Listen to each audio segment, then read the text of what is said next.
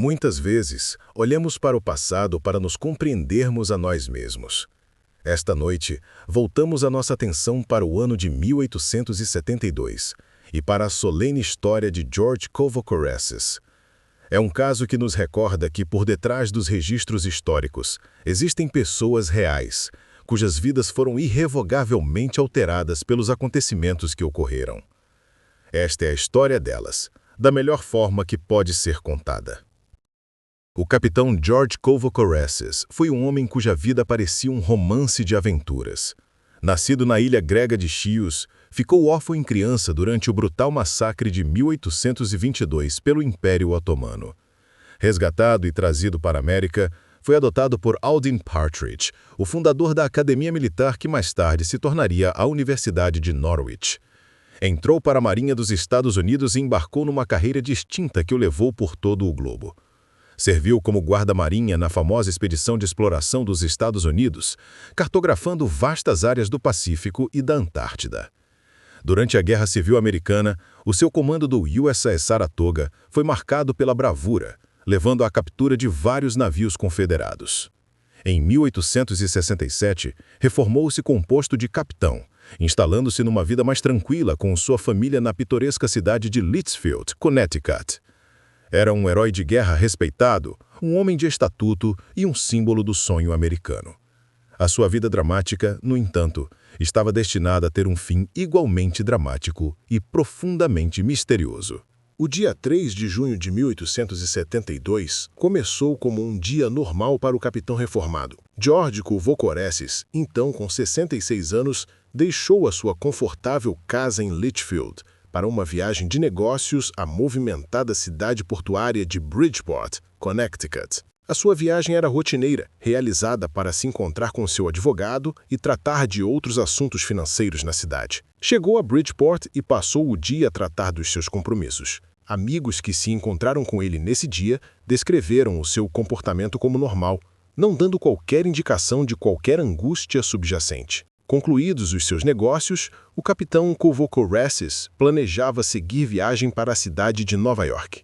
O meio de transporte pretendido era o ferry noturno, uma forma comum e conveniente de fazer a viagem pelo Long Island Sound. Ao cair da noite, dirigiu-se ao cais da cidade. Foi visto a caminhar sozinho, um distinto cavalheiro idoso a caminho do cais do ferry, um percurso que o levaria por uma parte da cidade conhecida pelo seu caráter rude e desordeiro. Esta curta caminhada, do coração da cidade até a beira da água, foi a última viagem da sua vida. Ele nunca chegaria a embarcar no ferry para Nova York.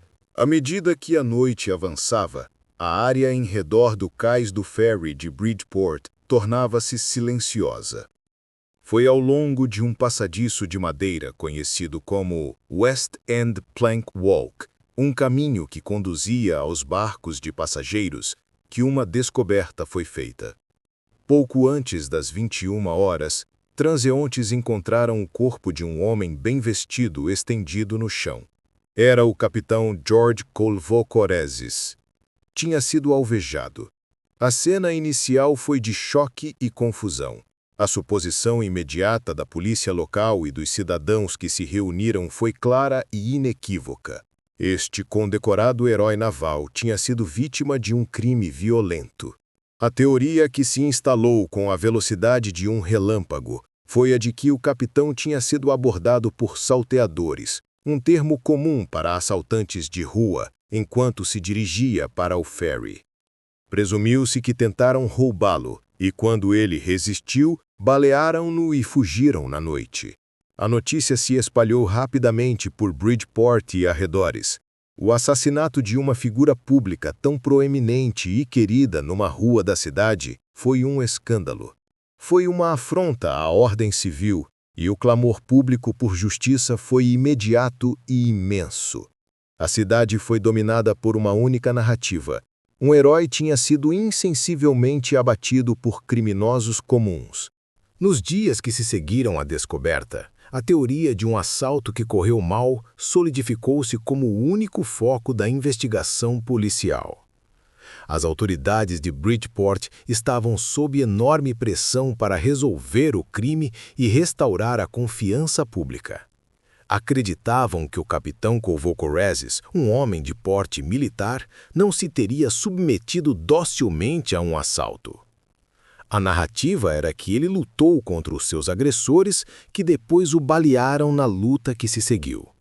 As forças da lei iniciaram uma caça ao homem por toda a cidade, concentrando os seus esforços nos elementos criminosos conhecidos da cidade.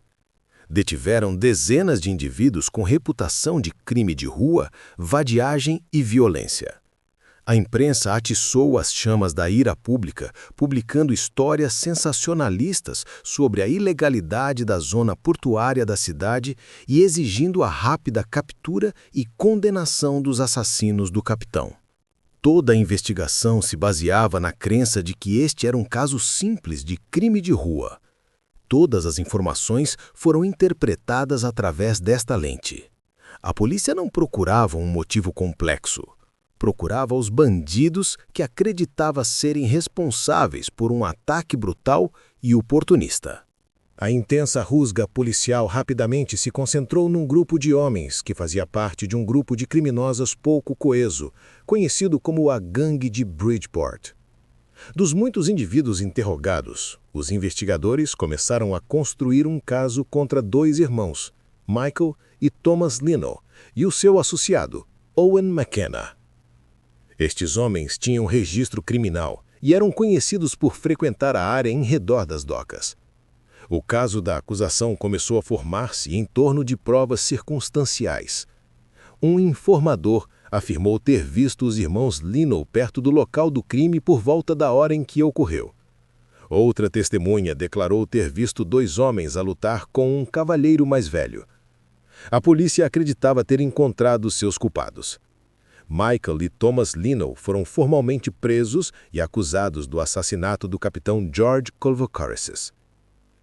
A cidade respirou um suspiro de alívio coletivo, acreditando que os perpetradores deste crime hediondo estavam agora sob custódia. O palco estava montado para um julgamento que se esperava ser um caminho rápido e certo para a condenação, fazendo a justiça que o público tão veementemente exigia pelo seu herói caído. A narrativa parecia completa, mas detalhes preocupantes começavam a surgir que não se encaixavam perfeitamente na história de um simples assalto de rua.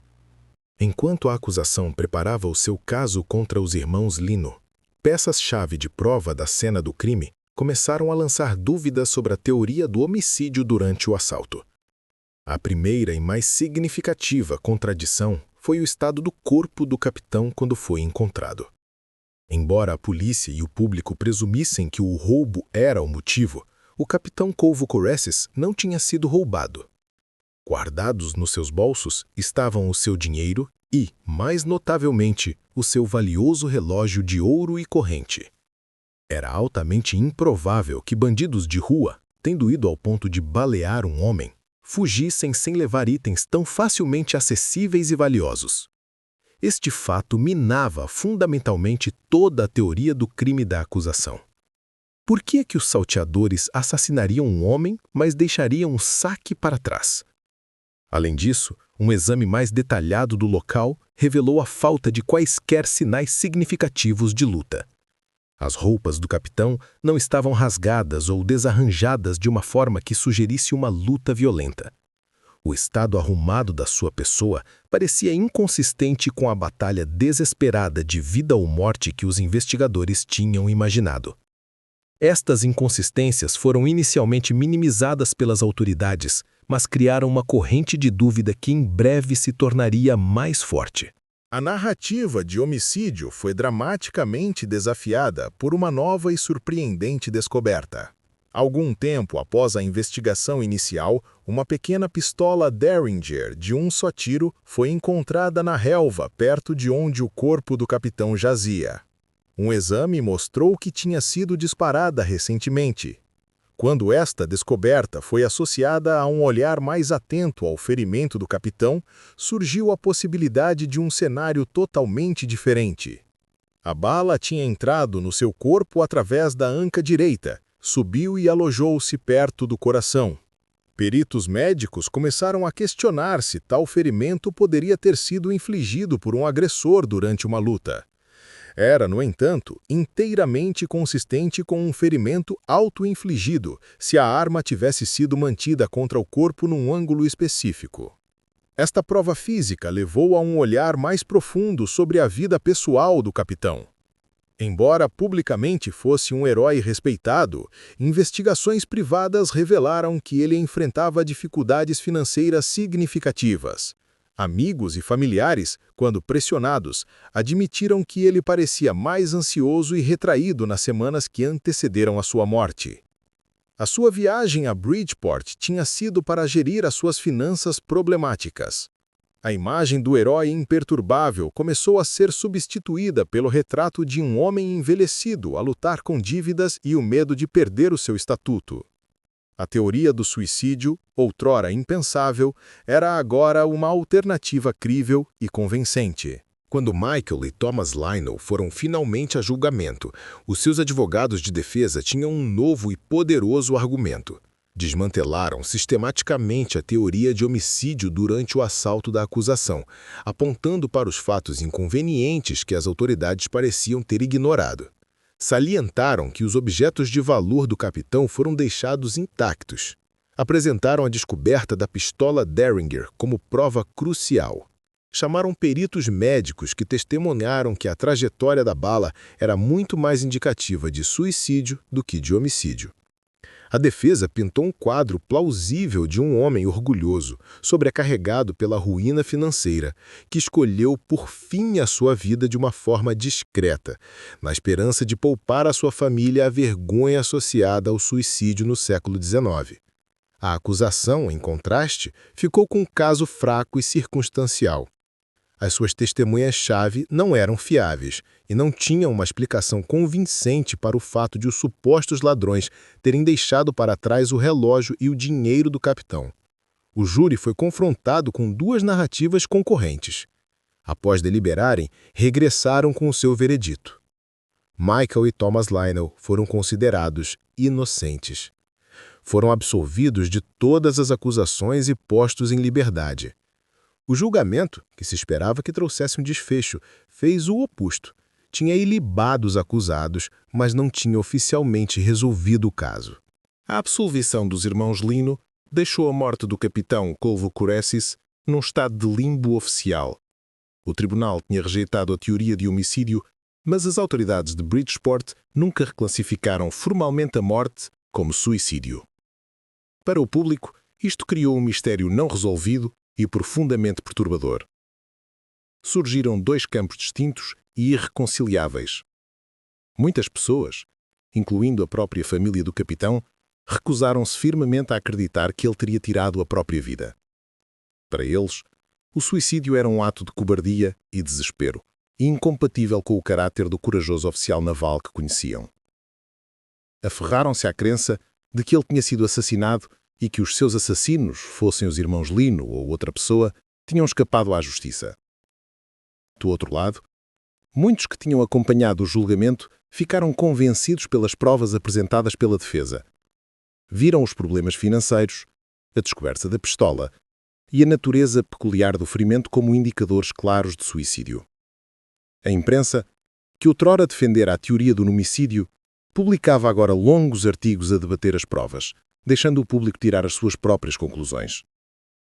O caso permaneceu oficialmente um homicídio não resolvido, mas não oficialmente era um profundo e duradouro ponto de interrogação. No final, a história da morte do capitão George Colvo Coressis é tão complexa como a história da sua vida. Ele continua a ser uma figura célebre na história naval, um herói da expedição de exploração dos Estados Unidos e da Guerra Civil. No entanto, o capítulo final da sua vida está envolto em ambiguidade. A narrativa oficial de um herói assassinado por criminosos foi publicamente refutada num tribunal. Mas a alternativa, o desespero privado de um herói que leva a um fim trágico, nunca foi formalmente aceita. Ninguém foi responsabilizado pela sua morte, e os irmãos Lino, embora absolvidos, viveram com o estigma da acusação para o resto das suas vidas. O caso serve como um exemplo fascinante de como a percepção pública, a honra pessoal e as provas forenses podem colidir, deixando a verdade enterrada a algures no espaço entre uma teoria plausível e um fato comprovável. O mistério sobre o que realmente aconteceu naquele passadiço de madeira em Bridgeport, em 1872, perdura até os dias de hoje. Obrigado por ter passado este tempo conosco. Refletir sobre estes eventos passados é uma forma de recordar os indivíduos envolvidos e o impacto que suas histórias tiveram nas suas comunidades. Se tiver alguma opinião sobre o caso de hoje, convidamo-lo a partilhá-la respeitosamente nos comentários abaixo. Esperamos que se junte a nós novamente para o nosso próximo caso de crime real.